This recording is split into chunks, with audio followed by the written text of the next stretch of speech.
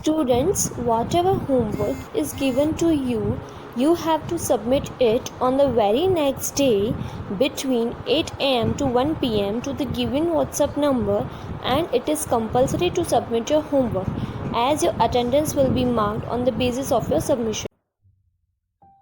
Hello students, today we will discuss reading and explanation of chapter number 4 Explore the Space मतलब अंतरिक्ष की खोजना के बारे में हम सीखेंगे.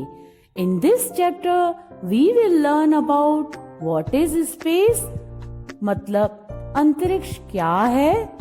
Next, space exploration मतलब अंतरिक्ष की खोजना के बारे में भी सीखेंगे. उसके बाद लैंडिंग ऑन मून मतलब मून पे सबसे पहले कौन गया था. और फिर लास्ट स्पेस ट्रेवल मतलब अंतरिक्ष की मुसाफरी किसने किसने की उसके बारे में भी सीखेंगे बच्चों. और इस वीडियो में हम फर्स्ट 3 पॉइंट्स को कवर करेंगे. उसके पहले warm up. One day, Rohan dreamed that his little toy rocket blasted off from the earth, past the moon, to the sun, then on past all the planets in the solar system. Do you ever look into the night sky, wondering what it would be like to blast off in a rocket and visit outer space? Let us explore the space. एक दिन रोहन ने सपना देखा कि उसका छोटा सा खिलौना जो उसने रॉकेट बनाया था वो पृथ्वी से ऊपर नष्ट होके गया मतलब विस्फोट होके गया. और वहां पे जाके सूर्य, चंद्रमा, सौरमंडल के सभी ग्रहों को पार कर करके. क्या आप भी कभी रात को आसमान में देखकर ऐसा कुछ सोचते हो कि आपका भी कोई एक रॉकेट हो, वो विस्फोट होके ऊपर बाहरी स्थान पे जाए और वहां पे जाकर ब्रह्मांड को देखे. आइए ब्रह्मांड क्या होता है उसके बारे में हम सीखें. What is space? अंतरिक्ष क्या है? आइए बच्चों अब इसके बारे में सीखें. A layer of air called atmosphere surrounds the earth. Space is further beyond the top of the Earth's atmosphere. The outer space begins about 100 kilometers above the Earth. हवा का लेयर होता है उसको बोलते हैं एटमॉस्फेयर, जो पृथ्वी के आसपास होता है. मतलब कि पृथ्वी के आसपास जो भी हवा होती है उसको ही एटमॉस्फेयर बोलते हैं. स्पेस मतलब अंतरिक्ष. ये अंतरिक्ष पृथ्वी के ऊपर के एटमॉस्फेयर में होता है. हमारा जो बाहरी अंतरिक्ष है वो लगभग पृथ्वी से 100 किलोमीटर ऊपर है. मतलब कि अंतरिक्ष ऐसा बोला जाए जहाँ पे तारे और चंद्रमा दिखाई देते हैं. There is no air, no sunlight in space. If you shout, nobody can hear you because there is no air. So, sound cannot travel there. It appears as black blanket with dotted stars. बच्चों, वहाँ पे हवा नहीं होती और सूरज की रोशनी भी वहाँ पे नहीं होती है. अगर वहाँ पे कोई चिल्लाएगा या आप चिल्लाओगे तो आपको कोई सुन भी नहीं पाएगा. ऐसे क्यों होता है बच्चों? क्या आपको मालूम है? वो एयर की वजह से होता है. जहाँ पे एयर नहीं होती है तो हमारी आवाज भी नहीं सुनाई देती. स्पेस में भी एयर नहीं होती है, इस वजह से हमें कोई भी सुन नहीं पाता. स्पेस हमें इस तरह दिखाई देता है जैसे कि एक काले कलर का कंबल हो और उसके ऊपर छोटे छोटे तारे मतलब जैसे डॉट्स दिखाई देते हैं. इस तरह हमें स्पेस दिखाई देता है मतलब अंतरिक्ष दिखाई देता है. Now, next heading is about space exploration. मतलब अंतरिक्ष की खोजना के बारे में हम सीखेंगे। The earth attracts everything towards itself with great force of gravity. It is very difficult to get out of Earth's pull and go into the space.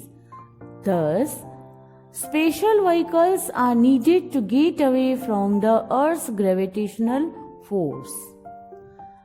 पृथ्वी हर एक चीज को अपनी ओर खींचती है, उसको ही बोलते हैं चुंबकीय फोर्स। पृथ्वी से ऊपर स्पेस में जाना बहुत कठिन है, क्योंकि पृथ्वी अपने फोर्स को नहीं छोड़ती। इसीलिए ही अगर किसी को भी इस चुंबकीय आकर्षण से दूर होना है तो और स्पेस में जाना है तो उसके लिए एक स्पेशल व्हीकल की जरूरत पड़ती है, उसमें ही जाना होता है। To explore the space, one has to go by space rocket that puts a spacecraft into space. Astronauts go into space on space rockets launched from launch pads on the Earth. Spacecrafts are huge machines that are made to travel in space. These can explore a variety of things in space. Man landed on the moon in a spacecraft. Space की जानकारी प्राप्त करने को space rocket में बैठकर जाना होता है और फिर उसमें एक मशीन में मतलब होती है वो भी लेकर जानी पड़ती है, उसको बोलते हैं स्पेस क्राफ्ट। जो स्पेस की जानकारी प्राप्त करते हैं उसको बोलते हैं एस्ट्रोनॉट्स। पृथ्वी से ऐसा रॉकेट लॉन्च होता है, उसमें एस्ट्रोनॉट को बैठकर जाना होता है। फिर एस्ट्रोनॉट को स्पेस क्राफ्ट जो कि बहुत बड़ी मशीन होती है जो स्पेस में मुसाफरी करती है, उसमें एस्ट्रोनॉट को फिर वहाँ की जानकारी प्राप्त करने के लिए उसमें बैठकर जाना होता है। इस तरह पृथ्वी से ऐसा रॉकेट भेजे जाते हैं। एस्ट्रोनॉट वहाँ से बहुत जानकारी मतलब जिस चीज़ों की उसको जानकारी चाहिए वो प्राप्त करते हैं, जिसके लिए उसको जाना होता है वो वहाँ से कलेक्ट करके आता है। यस बच्चों, एक आदमी स्पेस क्राफ्ट में बैठकर मैन पे उतरा, पता है वो कौन था? आइए अब जाने। यस बच्चों, एक आदमी स्पेस क्राफ्ट में बैठकर मून पे उतरा, पता है वो कौन था? आइए अब जाने। Do you know? क्या बच्चों आप जानते हो? The first person to go into the space was Yuri Gagarin from the Soviet Union. He traveled into orbit around the Earth in 1961. ये एक एस्ट्रोनॉट था जिसका नाम था यूरी गागरिन, जो सोवियत यूनियन से थे। वे पहले आदमी थे जो स्पेस में गए। उन्होंने 1961 में पृथ्वी का पूरा एक चक्र लगाया था। Now next heading is about landing on the moon. बच्चों, अब मून पे सबसे पहले कौन गया? आइए अब उसके बारे में जाने। Man first landed on the moon on July 20, 1969 by the American spacecraft called Apollo 11. Commander Neil Armstrong was the first man to land on the moon. He said the historic words, "One small step for man, one giant leap for mankind." 1969 में 20 जुलाई को सबसे पहला आदमी था जो moon पे उतरा। वो मालूम है कैसे उतरा? यस, अपोलो 11 नाम की एक अमेरिकन अंतरिक्ष मशीन थी, उसमें वो उतरा और उसका नाम था कमांडर नील आर्मस्ट्रॉन्ग, जो पहला आदमी था जो पृथ्वी से मून पर उतरा। उसने ऐतिहासिक शब्द बोले कि एक आदमी अगर एक छोटा सा कदम उठाता है तो वो पूरी मानव जाति के लिए विशाल छलांग के बराबर होता है। Astronauts Edwin Aldrin and Michael Collins were also with Neil Armstrong. There is no air and water on moon. Trees and plants cannot grow on the moon. Thus, life is not possible there. The surface of the moon is not flat. The moon also has mountains and valleys. Astronauts मतलब जो अंतरिक्ष यात्री थे वे हैं Edwin Aldrin and Michael Collins. ये दोनों अंतरिक्ष यात्री भी नील आर्मस्ट्रॉन्ग के साथ ही अंतरिक्ष में गए। वे मून पे उतरे। वहां पे हवा नहीं थी और पानी भी नहीं था। पेड़ पौधे भी वहां पे ग्रो नहीं कर सकते, इसलिए ही मून पे रहना सही नहीं है। मतलब तो वहां पे जिंदगी जीना भी पॉसिबल नहीं है।